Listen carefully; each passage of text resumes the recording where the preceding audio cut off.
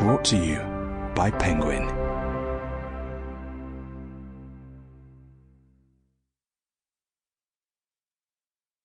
The Spitfire Girls Fly for Victory by Jenny Holmes. Read by Colleen Prendergast. Chapter 1. March 1944. My, 2 busy bees. Bobbie Fraser stuck her head around the door of Angela Brown's recently vacated room at Burton Grange. She found Mary Holland and Jean Thornton kneeling on the threadbare carpet, scissors in hand. Mary had laid out pieces of a dress pattern, bodice, sleeves, collar and skirt panels, onto a pretty pale green rayon material, and now she and Jean prepared to snip. In the background, the Andrews sisters trilled the words to A Zoot Suit on the record player that Angela had left behind. "Would you like to lend a hand?" Mary glanced up at Bobbie. "Me? I can't tell a sleeve piece from a collar interfacing." Bobbie stepped carefully across the room, then plonked herself and her pile of freshly ironed laundry down on the bed. She leaned back on her elbows and dangled her feet. "Let me work out who intends to wear this wonderful creation when it's finished." On the gramophone, the sisters harmonized sweetly. According to them, the whole world was playing samba. "Mary, this is a new dress for you," Bobbie surmised. "How did you know?" Mary proceeded to cut. "Pale green is your colour. Jean would have chosen a shade of blue. Now, the big question is, who are you intending to impress?"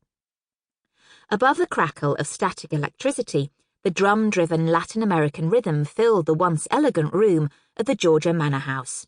In addition to a double bed with a faded green eiderdown, there was a dressing table with a chipped glass top, 2 wickerwork chairs, and an old mahogany wardrobe. Crimson damask curtains hung from a heavy wooden pole. Why should I be trying to impress anyone?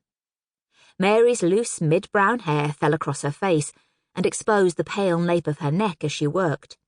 She was dressed casually for her day off from ferrypool duties, in black slacks and a cream blouse.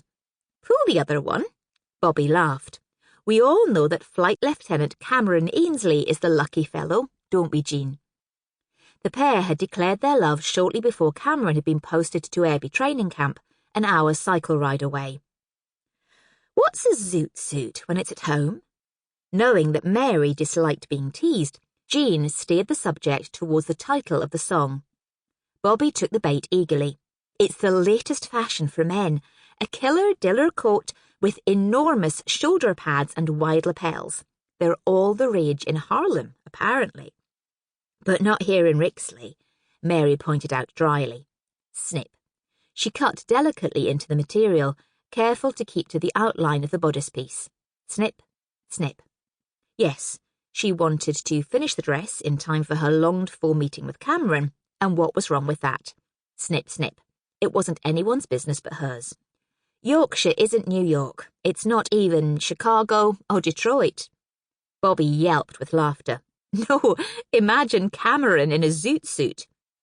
She turned her head towards Jean, or Douglas for that matter. Good Lord above, the pair of them would be locked up for crimes against good taste.